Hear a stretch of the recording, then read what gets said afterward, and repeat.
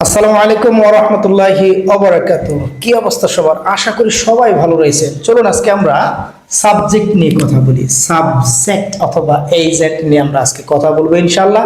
চলুন আমরা জানি, ইতিপূর্বে আমরা আলোচনা করেছি যে সিনট্যাক্স অনুযায়ী একটা বাক্যের 5টা উপাদান থাকে: subject, verb, object, complement, extension অথবা কি আদার্স। তাহলে আজকে আমাদের আলোচ্য বিষয় হচ্ছে সাবজেক্ট অথবা এজেন্ট। বিষয়টা কি? সাবজেক্ট বা কর্তা বা উদ্দেশ্য। আমরা সবাই জানি যে একটি বাক্যের মূলত 2টা উপাদান, একটা হচ্ছে সাবজেক্ট আর একটা হচ্ছে প্রেডিকেট। একটি বাক্যের সাবজেক্ট ব্যতীত আর যা কিছু থাকে তাই কিন্তু প্রেডিকেট। তাহলে সাবজেক্ট বিষয়টাকে আমরা একটু জানার চেষ্টা করি। সাবজেক্ট হচ্ছে বাক্যের ভার্বকে কে বা কারা, ইংলিশে হু দিয়ে প্রশ্ন করলে আপনি যে উত্তর পাবেন, যে উত্তরটা পাওয়া যাবে, এটা হচ্ছে কি আমার সাবজেক্ট। চলুন আমরা উদাহরণের মাধ্যমে বিষয়টা ক্লিয়ার করি। তার আগে চলুন আমরা এজেন্ট বিষয়টাকে একটু জানার চেষ্টা করি। এজেন্ট আমরা এজেন্ট বলি যে ক্রিয়া করে। এখন আসুন, একটা বাক্যের সাবজেক্ট ক্রিয়া করতেও পারে, নাও পারে, কিন্তু যে ক্রিয়াটা করে ও কিন্তু সাবজেক্ট এবং এজেন্ট দুইটাই। মাইন্ডেড।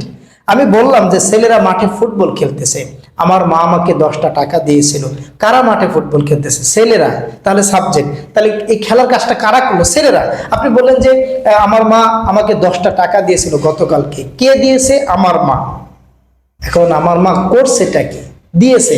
দেওয়ার কাজটা তাহলে কে করলো? আমার মা। তাহলে এই যে ক্রিয়া করে উনি হচ্ছেন এজেন্ট। আবার সাবজেক্ট যারা, ওর বাক্যে ক্রিয়া থাকতেও পারে, নাও থাকতে পারে।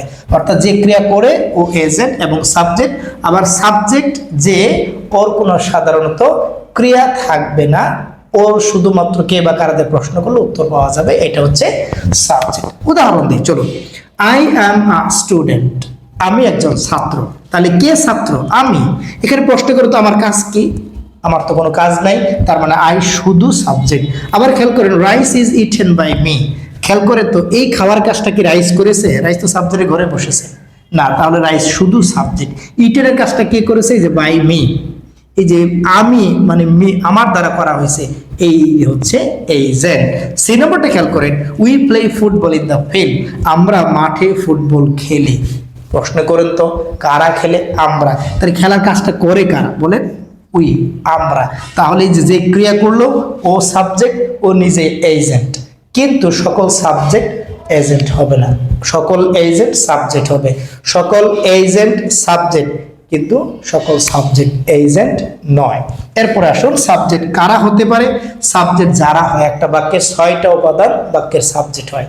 মাইন্ডি, একটা বাক্যের কয়টা উপাদান সাবজেক্ট হয়? 6টা উপাদান। 1 noun, 2 pronoun, 3 noun phrase, 4 noun clause, infinitive, 2 plus ভার্বের 1 নং, জিরান্ড ভার্বের সাথে আইএনজি।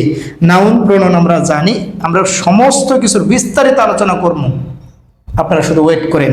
নাউন ফ্রেজ ডিটারমিনার দ্বারা শুরু, নাউন দ্বারা শেষ। নাউন ক্লজ, এটা একটা ক্লজ হবে। ইনফিনিটিভ জানলাম, জিরান্ডও জানলাম। তাহলে আমাদের আজকের আলোচ্য বিষয় হলো সাবজেক্ট কি, সাবজেক্ট কাকে বলে, সাবজেক্ট কারা কারা হতে পারে, সেই সাথে আমরা জানার চেষ্টা করছি এজেন্ট কি। এজেন্ট বিষয়টা আসলে কি, সকল সাবজেক্ট এজেন্ট কিনা বা সকল এজেন্ট সাবজেক্ট কিনা। বুঝতে পারছেন তো? যদি না বুঝেন কমেন্টে জানাবেন, আমরা আবার পুনরাবৃত্তি করে হলো আপনাদেরকে বুঝিয়ে দেবো ইনশাআল্লাহ। Follow for more, please like, comment and share to spread the page or the channel. আসসালামু আলাইকুম।